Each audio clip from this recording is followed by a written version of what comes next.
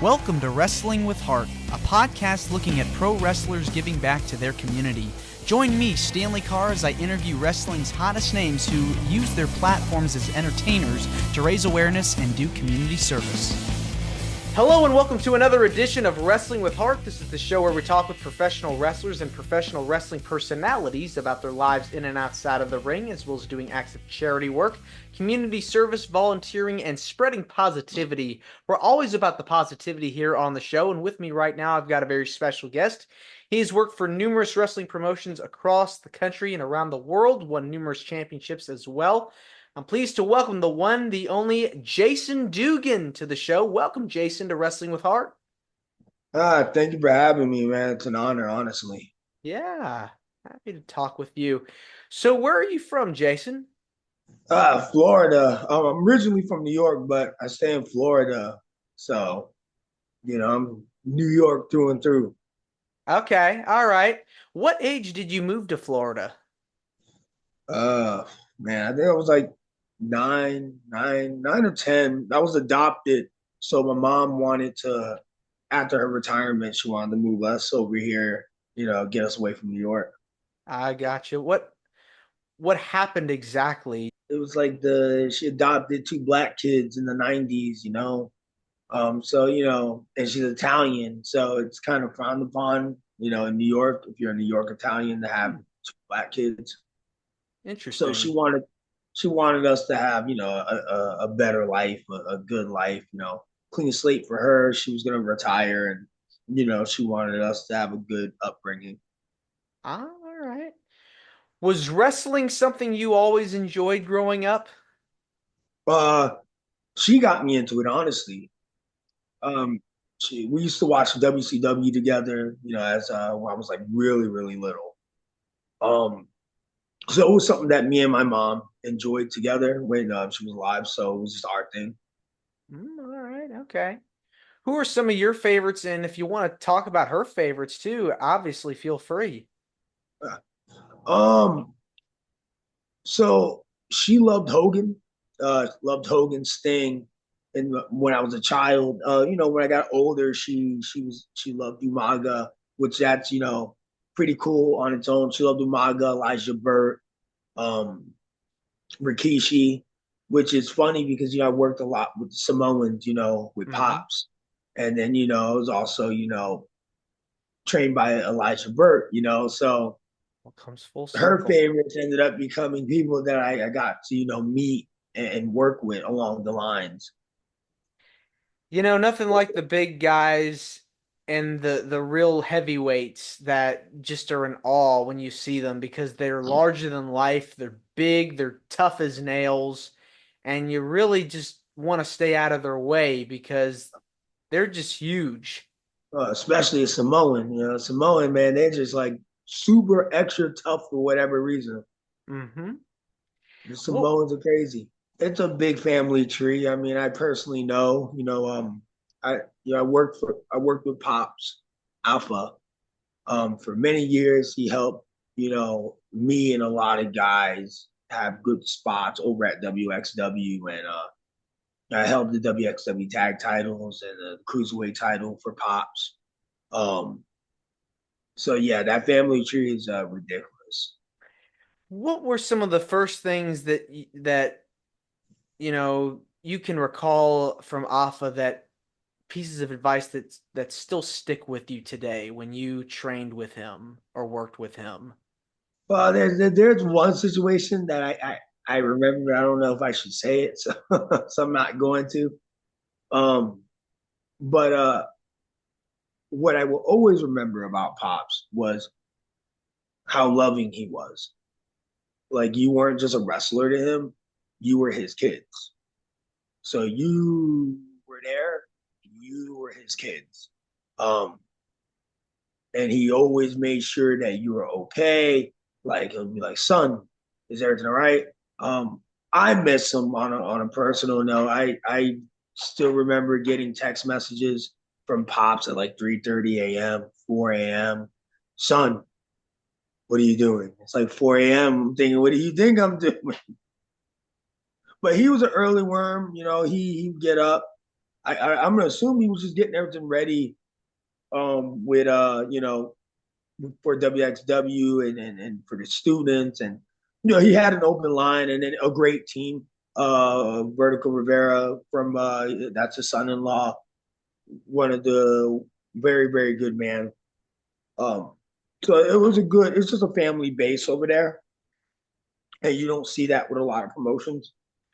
You know, it's amazing how that family is just so passionate about the wrestling business because they're really dedicated to their craft. It's in their blood.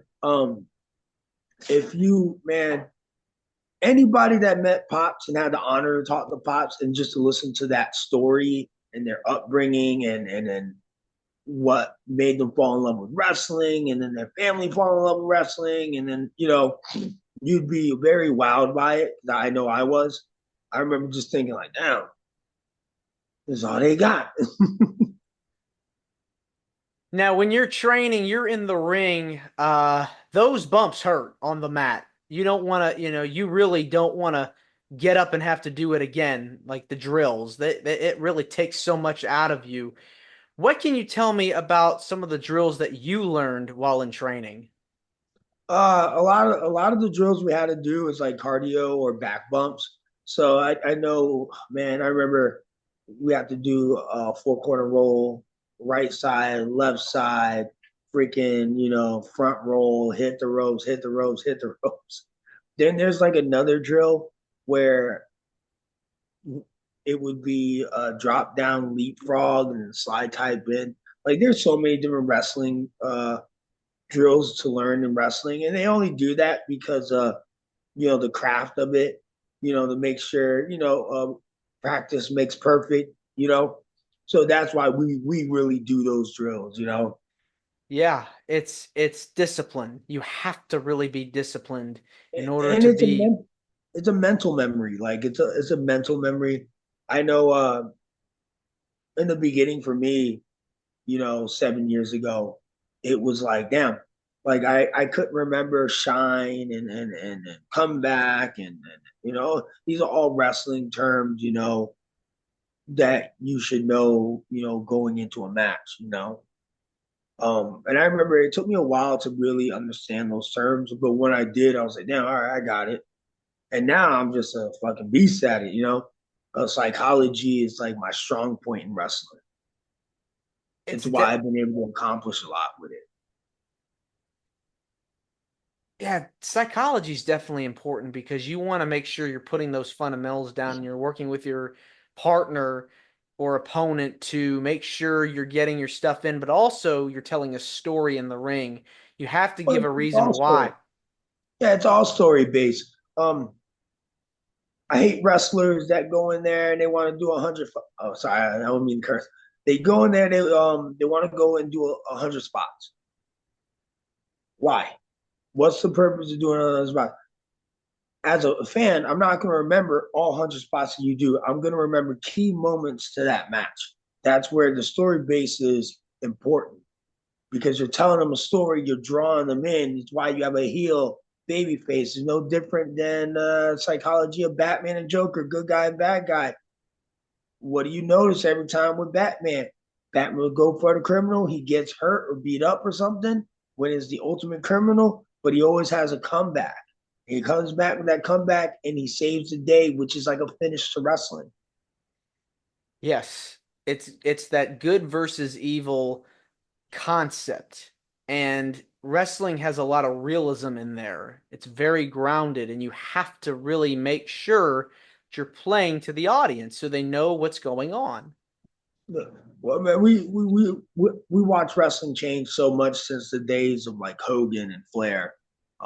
You go in there and you watch a Hogan match, go in there and watch a Flair match, and you're gonna always remember Flair with the woos and the face bumps that he made or getting caught off the top rope. He didn't do anything in the ring besides style and profile and bump. He didn't do 100 spots, and that's why people remember Flair because of those key moments. They were able to just be drawn into how he was, as a wrestler. Everybody remember Flair. This is wrestling has changed so much. There's a lot of guys that go in there. I want to do a flip, this, and this, and you're trying to remember all of these moves. And then what if a crowd doesn't get into it? Because I know Georgia hates flippity doodas. Like that's a very southern state to where they love beat downs and storytelling and wrestling. Yeah, like different crowds are gonna appeal to different styles because Exactly. they grew up on like tradition almost. Because when you watch like old WCW or NWA from the South, I mean, you see like bloodbaths occur. You see street fights, you see brawls. I remember a match years ago. I think it was like 2003, maybe. Pretty good years ago. It was Luger and Jarrett versus Sting and AJ Styles, old TNA Asylum match that I watched like when I was really little. And I remember AJ being the super flippity doo guy. I remember AJ Styles was one of those guys that really, in my opinion, kind of crafted that whole do a bunch of flips, do a bunch of spots. Um, Early on because we were still in the era of like storytelling. I mean, wrestling's still storytelling based. It's just there's a lot more where you question it. Like, really, bro? He getting up from a Canadian destroyer, but you beat him with a small package. And I remember AJ's doing all these flips, all these other matches with Jerry Lynn and all the other, and then he does his match with Luger and Jarrett, and you could tell that he didn't put in all his moves like he normally does because he was in there with these super veterans, that are going to tell a story, and the match was still good. And Luger didn't really do anything. This is what Luger's pastime. Luger was barely moving. He looked amazing, in great shape, but outside of looking amazing, you could tell, he shouldn't have been in the ring. That's just my opinion because he wasn't Lex Luger like back in the day, but he didn't need to be. He had the name, he had the size. He can get over by still telling a story by throwing this poor kid around, you know, and that's what he did. And I like matches like that tell a story. Think back to like your WCW cruiserweight division or your WWE uh, cruiserweight division, or even some of the mid card stuff. Like I think back to like Eddie Guerrero and Rey Mysterio, Chavo Guerrero, Benoit, Jericho, Angle. Those guys really were able to not only tell stories but also do moves, and the promos that they cut really made you believe in their characters. They really Yeah, made you but believe in their work. yeah, a lot of those guys had it. I mean, Kurt had it. Um, Kurt had it. Um, he knew. That's why I'm very excited to pick his brain in February. I'm actually I'm running a show. I'm also a promoter as well. Oh, nice. Um, I'm also a promoter, so I have him come through my show February for my anniversary. Happy. Yeah, it's great. So I'm gonna look. I love to pick his brain. Just how the way he thinks for wrestling, and how he figured it out. It's amazing to see the progression of his career because it took him maybe 1 or 2 years to actually get it from being an Olympic wrestler. And the fact that he was able to have such a phenomenal rookie year, it set the tone for his entire run in WWE and later with TNA as well. Yeah, Kurt got it, man. But you gotta remember, Kurt is a collegiate athlete, so he was going to get the wrestling down pat, on the entertainment basis. He knew how to do it. That's why do you think he won the WWE title? What, 6 months being on the main roster? I think it might have been a year actually, or nearly a year, close to a Was it year. a year? I knew it wasn't that long. He won the title. I know he had the Intercontinental and the European before that, and then he ended up beating Rock for the belt or whatever. But yeah, I just remember he figured it out, you know. At what point did you decide that I want to do this? I want to get into wrestling. So truth be told, I mean, my story is probably going to be different than a lot of wrestlers. Um, just because of where I was at in my life. So truth be told, I decided that I wanted to pursue this when I was in prison. I decided, it's something I want to try. When you're in prison, you have a different perspective of a lot of things. Life is a lot different in those walls, and I wanted to come out and do some good, and I felt like I could do good, being a wrestler and give back to my community, you know. So I made a goal for myself to do that, and it's funny. Sometimes I talk to guys that I was in prison with, and they talk about like, man, I remember you walking on the yard with your wrestling magazine, talking about this we can do. So a lot of guys will come out of prison, they'll look me up, um, and they'll be like, dang man, the Dugan really did that. So I decided to be a wrestler in prison. Decided to wrestle in. I mean, prison is just so hard. It's such a tough life. I mean, you don't you're in there and you're surrounded by all these people, and it's not the best environment. It's not, but people that don't know prison don't really know it like I do. I did 5 years. Um, and some of the best guys I met were in prison, and that's just an honest opinion. Yeah, there are a lot more scumbags in there that should never come out. Honestly, should probably stay in there forever.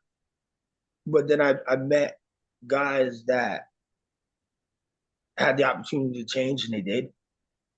They wanted better for their lives. You never really know a person and what they're going through, and there's guys that commit crimes just because they're scumbags and they don't care, you know. Um, or you have guys that do things for survival, and that still doesn't make it right to hurt another person while doing it or stealing from somebody. It doesn't make it right. But you can make a mistake and you can learn from it, you Yeah. know. Yeah, I spent. I'll be honest with you. I spent most of my life locked up. 13 to 15, I was in a juvie program. I was in and out detention centers from like 16 to 18, then 18 to 19. I did another year in the juvie program, and then I was out for a whole year, and then I did 5 years in prison. Um, that right there made me want to change my life around because I was a kid that was going through a lot of stuff, and I didn't know how to express myself, so I was just dealing with a lot of personal things, and I I I don't really tell this to a lot of people. I'm very religious, I'm open minded, but I'm religious. When surrendered my life to God, you know, and I changed my life around, that's when the ball started rolling for me. So it was all about me working on myself and me forgiving others to forgive myself.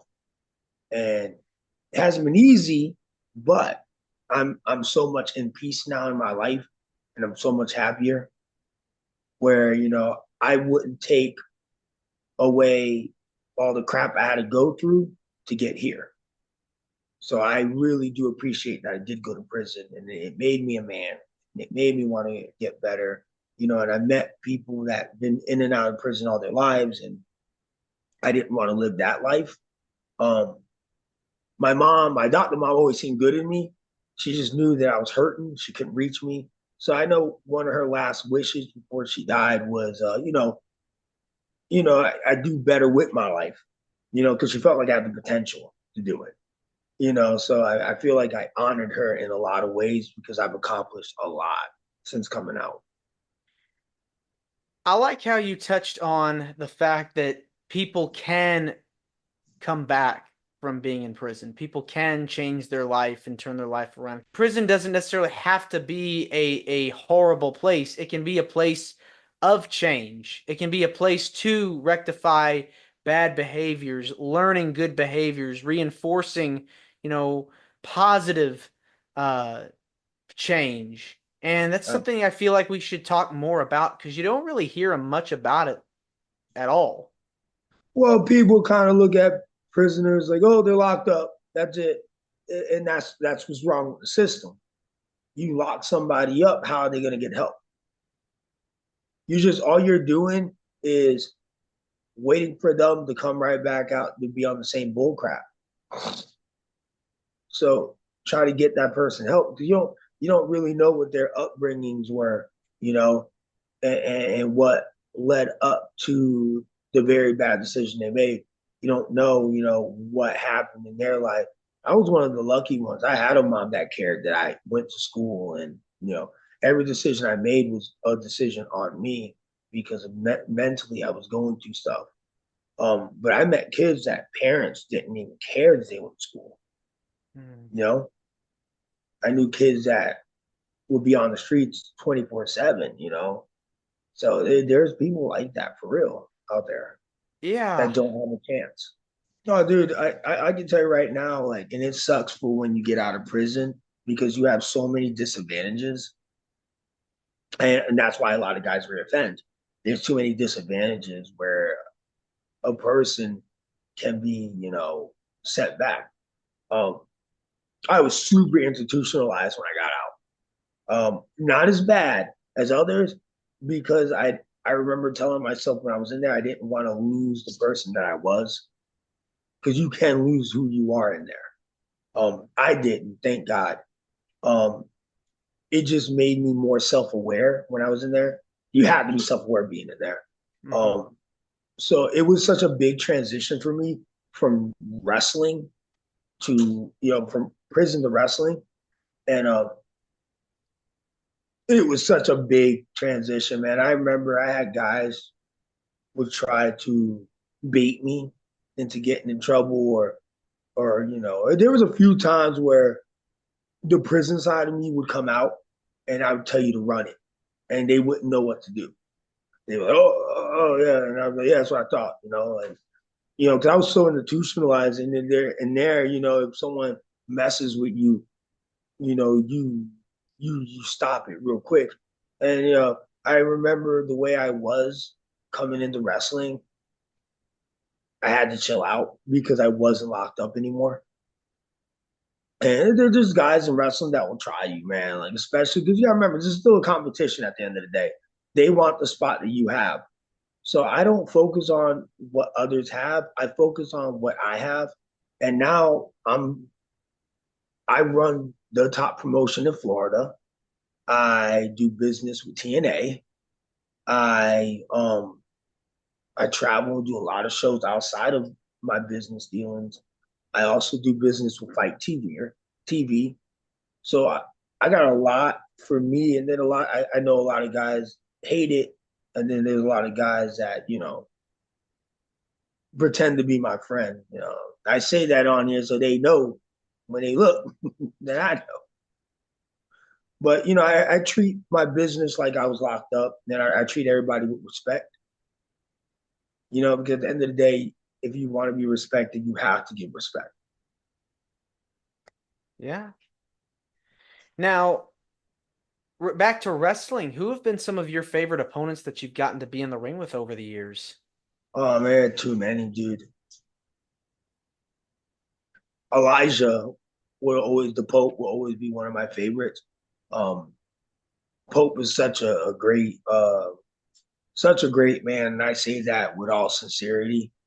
Um, One of the best people I know. I went in there and I learned. I had series of matches with him, and I learned. So he was definitely one of my favorites. JTG, I love Jay. He's another guy that went in there, had banger after banger with him. Um, I enjoyed my matches with Adam Rose. Those were some of my favorites early on in my career. I've worked a lot of great guys. I just recently worked Jake Hager. That another guy, dude. So those are some of my favorites. I've been blessed enough where I've worked a lot of guys such as like Raven, Just Incredible, the guys I just mentioned. There's just so many guys I've worked over the years. Hell, I've even worked Hammerstone, you know. Yeah, I mean that's a And I did lot. that. Yeah, and I did that on MLW, you know. Yeah. So there's been a lot of guys I've worked with, but I've always learned a lot from every one of them. Who's like your dream opponent that you want to be in the ring with at some To be point? to be truthful with you, it was JTG. It's why they ended up booking me against JTG because they were just too many similarities. So we ended up having those matches. But outside of JTG, that I would love to work would be Homicide. There's another guy that I relate to. So he's another guy I've always wanted to possibly work. I Yeah, know, I know, I know. It's been a few times it almost happened, but then because of scheduling conflict, like obviously, if I wasn't available, he'd be able to do it. If I was able to do it, he couldn't do it because he was with NWA at the time. So it was always like scheduling. yeah. I mean, it seems like you've worked with a lot of people, just a list of who's who in the business so far, and worked with so many different companies, got your own business going. Um, what can you tell me about some of the stuff you've done outside of the wrestling? You kind of talked a little bit about it earlier, touched on a little bit about giving back to the community, but have you done any charity work that you'd like to share or volunteered anywhere that you want to mention outside of the business? Yeah. So I'm very passionate about animals. So I do a lot with the SPCA. Um, I hate people that mistreat animals, man. I'll be real with you. As much as I hate to say it, I believe those are the people that deserve to be in cages. If you can mistreat an animal, they're babies. I have three animals myself. That's not even including the ferrets. But I have three animals. I have a German Shepherd that was abused. Um, I have a Husky that family couldn't keep, and then I have another dog. He's a collie, you know, and they're my babies. So like I'm very passionate about animals. Um, so SPCA has been something that I have done. I've helped out at the churches in my area. So yeah, I've done a few charity things, and then there's been a few wrestling shows where it's based for charity purposes. I will not charge them for my time. I will go in and do it for free if it's for charity. What is it about giving back that gives you the most joy? Help me out the less fortunate because all of us struggle in life, and sometimes you need a helping hand, man, and it's a blessing that someone's out there that's willing to give you a helping hand. Yeah, Because I believe in paying it forward. 100%. Well, Jason, this has been wonderful getting the chance to speak with you. It means a lot to me and to my listeners and viewers that are watching this on YouTube. Where can people find more about you on social media?